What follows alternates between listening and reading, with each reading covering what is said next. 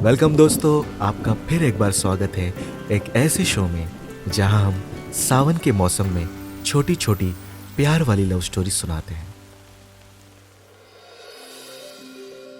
हमारा दिल कभी ना कभी तो किसी के लिए धड़कता है और वो सच कहते हैं, क्योंकि मेरा भी दिल धड़का दिल्ली की बारिश में।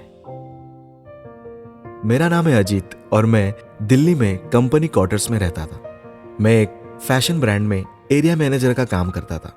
एक दिन एक स्टोर में मेरी विजिट थी।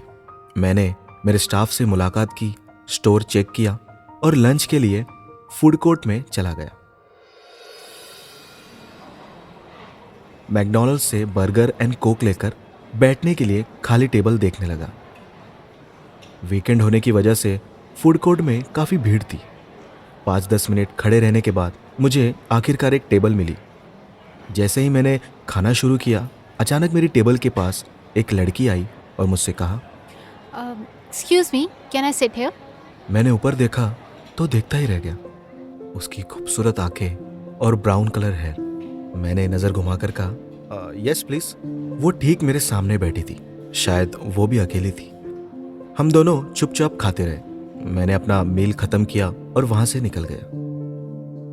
स्टोर से अपना बैग लेकर मैं घर जाने के लिए मॉल के बाहर रिक्शा देख रहा था।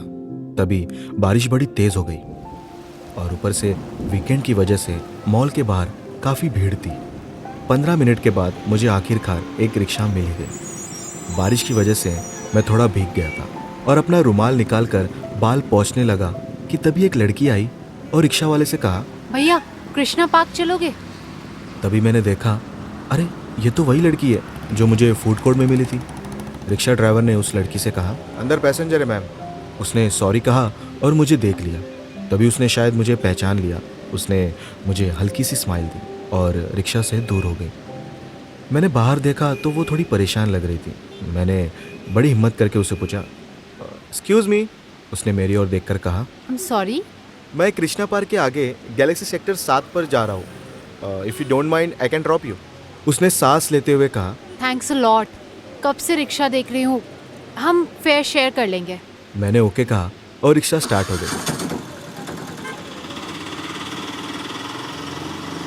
तभी उसने मुझसे कहा, वैसे आप दिल्ली के नहीं लगते। ऐसा क्यों? आपके एक्सेंट से पता चला। या यू आर राइट। एक्चुअली मैं मुंबई से हूँ। आई एम महाराष्ट्रियन और 1 महीने पहले ही मेरा यहाँ ट्रांसफ़र हुआ है। Actually I work for CK brand as a area manager. Oh wow, but too expensive, हाँ? Yeah and what about you? I work for IDFC bank. Oh banker, good. So कैसी लग रही है दिल्ली? और हमारी बातें ऐसे ही चलती रही। मुझे तो यकीन ही नहीं हो रहा था कि जिस लड़की को मैं पहली बार देखता ही रह गया, वो मेरे साथ बैठकर मुझसे बात कर रही है। बारिश की वजह से रास्ते में ट्रैफिक लग गया। तभी उसके घर से फोन आया। शायद उसकी मॉम का था। उसने कॉल उठाकर कहा, हाँ मम्मी, रिक्शा में हूँ। हाँ, मैंने पापा का शर्ट एक्सचेंज कर लिया। हाँ एक्सेल ही लिया है मम्मी। मेरी मॉम भी ना कितने सवाल पूछती हैं यार। और मैं उसकी बातों पर मुस्कुराने लगा। उसने मुझसे मेरी फैमिली के बारे में पूछा और यूं ही बातें चलती रही। फिर तभी उसका स्टॉप आ गया। उसने मुझसे कहा, thank you so much and by the way it was really nice meeting you. And हाँ, दिल्ली में किसी भी चीज़ की ज़रूरत पड़े तो call me, please note my number. मैंने झट से अपना मोबाइल निकाला और उसका नंबर नोट करने लगा। हमने इतनी देर बातें की पर एक दूसरे का नाम ही नहीं जाना। मैंने उससे कहा, हम पूरी रिक्शा में बातें करते रहे पर नाम बताना ही भूल गए। उसने हंसकर कहा, हाँ यार, my name is Shubhangi. My name is Ajit. हमने एक दूसरे के नंबर्स एक्सचेंज किए। उसने अपने पर्स से पैसे निकाले और मुझे देने लगी। प्लीज़ इट्स ओके यार। वो मान ही नहीं रही थी कि तब मैंने कहा, ओके एक काम करते हैं, कल संडे है एंड मेरा ऑफ है, तुम इस पैसे से मुझे कॉफ़ी पिला देना। वैसे आइडिया बुरा नहीं है, लेकिन दिल्ली में कॉफ़ी नहीं चलेगी। छोले भटूरे और गोलगप्पे खिलाऊंगी और साथ में गर्मा गर्म चाय। मैंने मुस्कुराकर कहा, ओके डन। तभी रिक्शा वाले भैया ने इरिटेट होकर कहा, भैया चलना है या नहीं? तभी शुभांगी ने हंसकर कहा, ओके बाय, और मैं व्हाट्सएप करती हूँ कल की जगह। मैंने भी बाय कहा और रिक्शा में कल के बारे में सोचने लगा। घर जाकर शुभांगी का व्हाट्सएप आया। हाय से हमारी बातें चलती रही और मैंने उसी जगह से शुभांगी को पिकअप किया।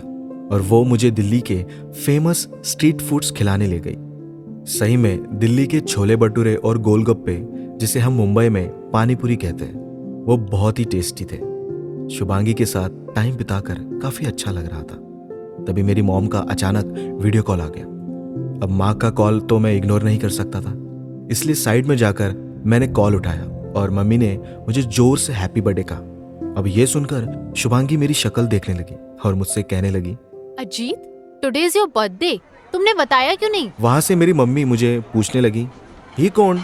शुभांगी ने झट से मेरे हाथ से फोन लिया और मॉम से बात करने लगी। हाय आंटी, मैं इसकी फ्रेंड हूँ और इसने मुझे बताया नहीं कि आज इसका बर्थडे है। काय तुमचा मुलगा असा?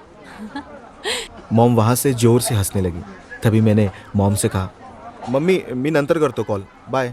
मैंने कट किया और शुभांगी से कहा, अरे तुम्हें मराठी आती है? वो सब छोड़ो और उस टेबल पर जाकर बैठो, मैं बस अभी आई। और शुभांगी 10 मिनट के बाद एक केक लेकर आ गई और हैप्पी बर्थडे जोर से गाने लगी। Happy birthday to you, happy birthday to you, happy birthday. वहां आसपास लोगों ने भी मुझे विश किया। शुभांगी ने मुझसे हाथ मिलाते हुए कहा, हैप्पी बर्थडे अजीत। मैं बहुत खुश था। तभी मुझे पता नहीं क्या हुआ और मैंने शुभांगी को हक कर लिया और थैंक यू सो मच कहा। अचानक झट से बारिश आ गई। हमने थोड़ा थोड़ा केक खाया। फिर शुभांगी ने वो बचा हुआ केक उठाया और रास्ते के उस पार कुछ गरीब बच्चों को केक दे दिया। मैं उसको बस देखता रह गया और मुस्कुराने लगा। तभी वो वापस मेरे पास आ गई और कहा, सो बताओ, बर्थडे गिफ्ट क्या चाहिए? मैंने कहा, क्या हम भीगकर घर की ओर चल सकते हैं? मैं दिल्ली की बारिश को महसूस करना चाहता हूँ। उसने मुस्कुराकर कहा, ओके। और हम भीग कर चलने लगे। तभी मैंने शुभांगी का हाथ पकड़कर कहा, Shubhangi once again thank you so much for making my day. तभी शुभांगी ने मेरे दिल पर हाथ रखकर कहा, तुम्हारा दिल इतनी तेज क्यों धड़क रहा है? क्योंकि तुम मेरे पास हो। यह सुनकर शुभांगी शर्माई और कहा, और अगर मैं दूर चली गई तो? तब तो पूरी तरह से बंद हो जाएगा। उसने झट से मेरी लबों पर अपना हाथ रखा और हम काफी देर एक दूसरे की आंखों में देखते रह गए। और वहां से हमारी लव स्टोरी स्टार्ट हुई और 2 साल बाद हमने शादी कर ली।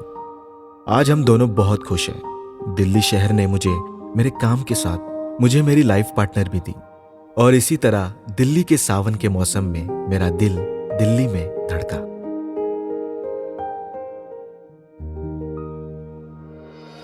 तो दोस्तों, कैसी लगी आज की ये कहानी? अगर आपको कहानी अच्छी लगी होगी तो प्लीज हमें कमेंट करके बताइए और इस शो को फॉलो कीजिए ताकि आपको नए एपिसोड्स के अपडेट्स मिलते रहे। और ऐसे ही मौसम के मजे लेते हुए सुनिए सावन बरसे दिल तरसे, ऑडियो पिटारा की प्रस्तुति। ऑडियो पिटारा सुनना जरूरी है।